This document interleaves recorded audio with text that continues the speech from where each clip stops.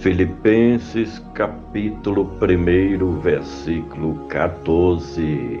E muito dos irmãos no Senhor, tomando ânimo com as minhas prisões, ousam falar a palavra mais confiadamente, sem temor.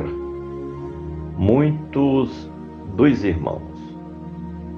Quando Paulo usa a palavra muitos, nos dá a entender que nem todos os cristãos de Filipos seguiam os seus ensinos. Verdade é que o líder não tem como agradar a todos, ao ponto de ser unanimidade onde lidera. Alguns comentaristas bíblicos chegam a identificar nesta expressão do apóstolo um certo ponto de crítica da parte de Paulo aos seus opositores naquela comunidade cristã ali na cidade de Filipos. Todavia, é mais justo afirmar que nem todos têm o dom da palavra. Por isso que muitos, e não todos, tomando ânimo com as prisões de Paulo, é que pregavam.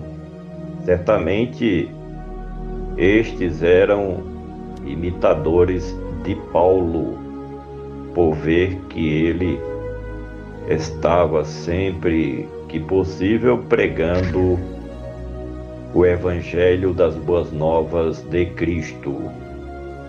Muitos dos irmãos no Senhor.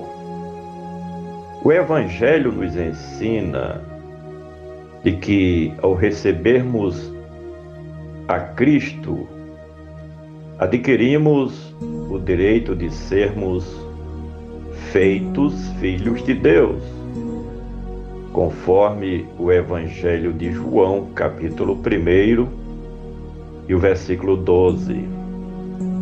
Mas a todos quanto o receberam, deu-lhes o poder de serem feitos filhos de Deus, aos que creem no seu nome.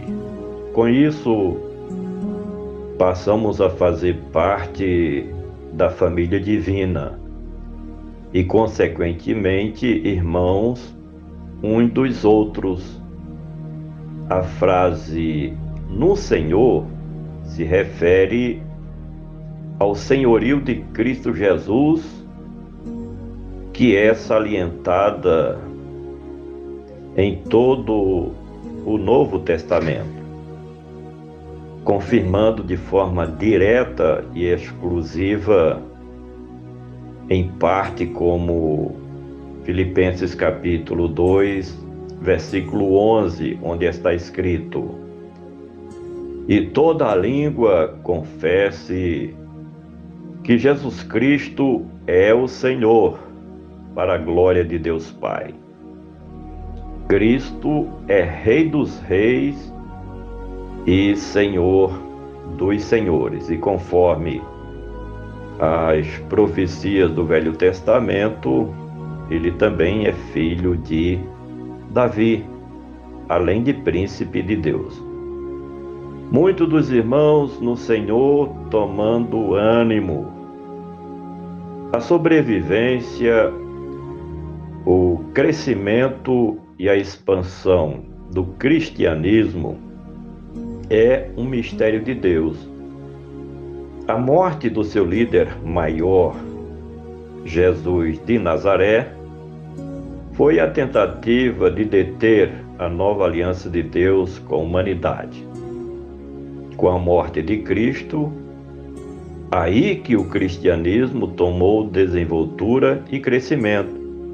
Até porque Cristo veio para os seus e concentrou suas atividades em Israel. Mas Depois, quando mais se perseguia os cristãos, mais eles se fortaleciam na fé e tomando ânimo para pregar a palavra de Deus. Foi assim em todo o tempo da igreja do primeiro século de nossa era cristã. E durante o ministério de Paulo, os filhos na fé do missionário seguiam o seu exemplo. Muitos dos irmãos no Senhor tomando ânimo com as minhas prisões. Conforme os relatos bíblicos e com o apoio das tradições cristãs, Paulo sofreu aprisionamento em Jerusalém, em Cesareia, em Efésios e em Roma. Não se sabe ao certo de onde o apóstolo escreveu esta epístola aos Filipenses. Pode-se ter sido isso em Cesareia ou em Éfeso, e mais provavelmente de Roma, onde foi o seu último encarceramento. Por isso é que se sustenta a tese, e isso pelos comentaristas bíblicos, de que Paulo, depois de Cristo, tenha sido o líder da igreja do primeiro século mais perseguido por causa do Evangelho, razão porque se tornou conhecido como sendo prisioneiro de Cristo, mas que não desanimou em sua missão.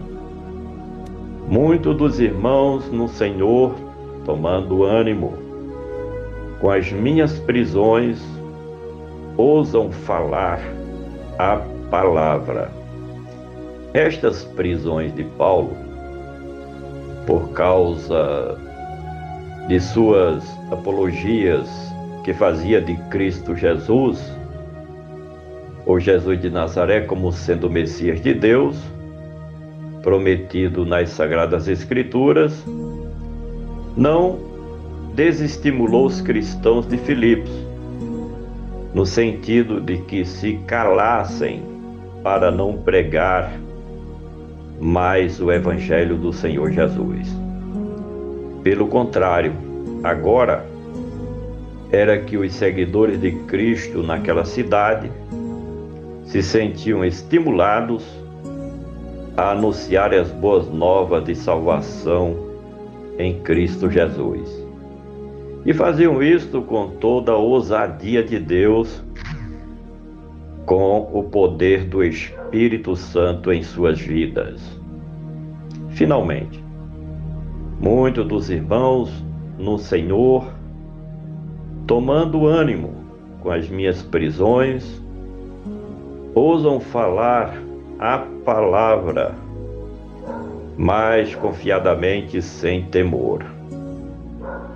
Com a prisão e morte de alguns líderes do cristianismo no primeiro século de nossa era cristã, criou-se o sentimento de que seria privilégio sofrer pelo nome de Cristo.